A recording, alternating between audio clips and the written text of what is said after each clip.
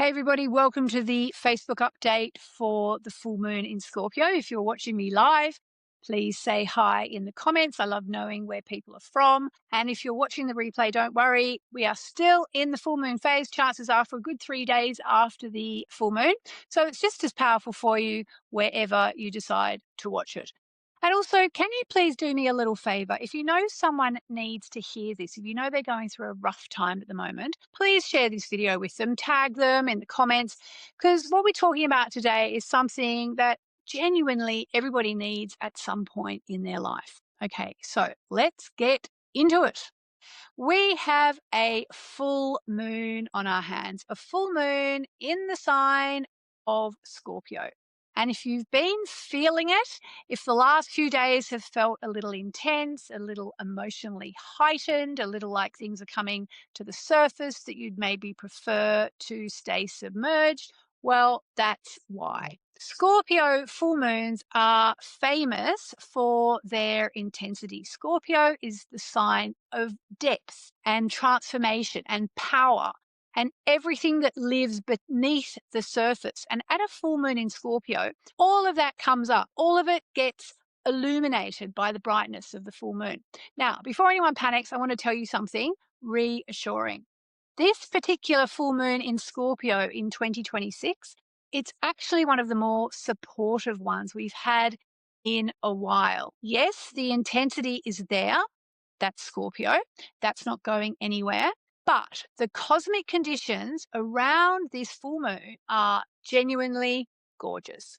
The full moon is harmonizing with Jupiter, which is the planet of good luck, expansion, and optimism. So, whatever is coming up for you right now, whatever transformation is underway in your life, Jupiter is adding a layer of hope to it, a sense that something good is on the other side of this. So, if you have a sense that something good is coming, you might be right. We also have Venus, the planet of love and abundance, aligning with Saturn, the planet of commitment, right as the full moon peaks. And that is honestly a wonderful combination for relationships and finances. It supports long term serious commitments and making plans that actually last. And Mercury, the communications planet, is meeting with Chiron, the wounded healer, which means any conversations happening around this full moon have genuine healing potential. If there's something you need to say or something you need to hear, this is the window for it. Let's put it like that. So, yes, Scorpio, intense, but with a lot of cosmic support behind it. This full moon is on our side. You can read all about it in my Moonology diary if you have a copy of it. And I want to talk to you about the F words, okay? Full moons, forgiveness, and why you don't necessarily have to forget. Because here's the thing about full moons that I've been teaching for years and years, and that I truly believe with every fiber in my body. Full moons are for letting go. Every single month, the full moon gives us an opportunity to release, to put down what we've been carrying, to clear out the emotional cupboard, so to speak. All the old resentments, the grudges, the hurts, the things we said and wish we hadn't said, the things that were said to us that we're still replaying in our head. The full moon is nature's reset button. It's a monthly reset button. And the Scorpio full moon, of all the full moons of the year, is probably the most powerful one for this because Scorpio rules the deep stuff, okay? The buried stuff, the stuff we don't always admit is still there. So, this is the perfect moment to ask yourself, what am I still carrying that I could just put down?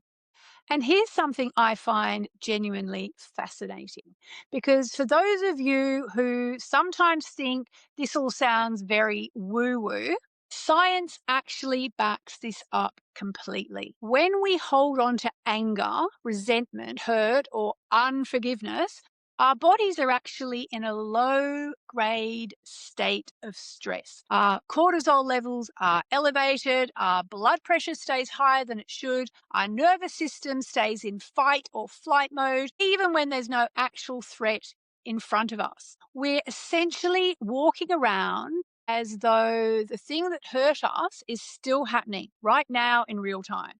And our body pays the price for that. Studies have shown that people who practice forgiveness have lower blood pressure, better immune function, less anxiety, less depression, better sleep, and, not surprisingly, longer lives. So when we genuinely release something, when we just let it go, not just intellectually, but emotionally, the body responds immediately. Cortisol drops, the nervous system comes out of fight or flight, and the heart rate settles. It's like finally putting down something incredibly heavy that you've been carrying around for so long, you'd forgotten you were carrying it. The moment of release, your body notices, your cells notice. Letting go is not just good for your soul, it's literally good for your health. Now, I want to address something because I know what some of you are thinking. But Yasmin, does forgiving someone mean I have to pretend it didn't happen? You know? Does it mean I have to let them back into my life? Does it mean what they did was okay? And the answer is no, no, no, absolutely not. Forgiveness is not the same thing as forgetting. Forgiveness is not saying what happened was fine. It wasn't fine. You're allowed to know that. Forgiveness is not saying the person gets a free pass or gets to walk back into your life or deserves your trust again. They may not. Forgiveness is, and I really want you to hear this, forgiveness is something you do for yourself. It's the decision to stop letting what happened to you take up any more of your precious energy, your precious time, your precious life. It actually affects them as well. But really, all you need to know for now is do it for you. Not because they deserve it necessarily, but you deserve it. That's it. That's all it is. You can forgive someone completely and never speak to them again. You can forgive someone and still have completely clear boundaries with them. You can forgive someone and still know in your bones that what they did was wrong. Forgiveness doesn't change the past. It changes you and what's in your energy field. And the Scorpio full moon is the perfect time to begin. Now I want to share something with you that I've included in my book, Moonology, and that I come back to every single full moon. It's actually also in this month's Moonology diary copy because it's so powerful. It's a forgiveness affirmation based on the work of Catherine Ponder, and it has genuinely helped millions of people over the years, including me. I'd love you to say this with me or just let it wash over you. Just receive it. Are you ready? Under the glorious full moon, I forgive everything, everyone, every experience, every memory of the past or present that needs forgiveness. I forgive positively everyone. I also forgive myself of past mistakes. The universe is love, and I am forgiven and governed by love alone. Love is now adjusting my life. Realizing this, I abide in peace. Take a breath. That's a powerful piece of work right there. If you want to write it down, pause the video or grab my book Moonology or my diary for 2026 if you can find a copy and make a note of it. And now be gentle with yourself as the rest of the day unfolds. And I want to tell you one last thing. Because this full moon is the Scorpio full moon, it's actually not the only full moon this month. In May, we have 3 lunations, which is extraordinary. On May 31, we get the second full moon, which is called a blue moon.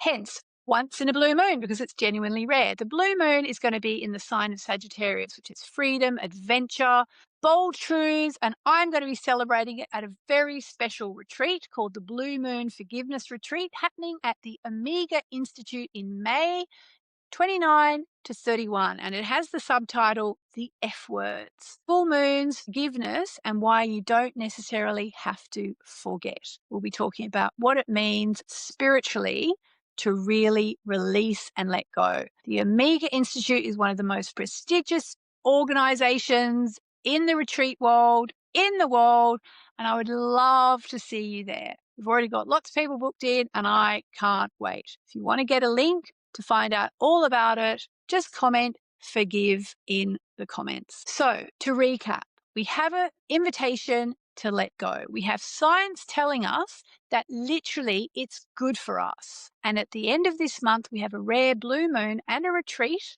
if you want to go deeper.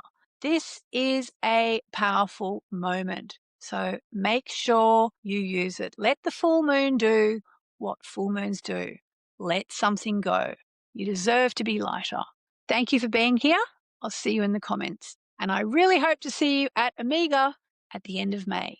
Like I said, comment, forgive if you'd like a link to find out more.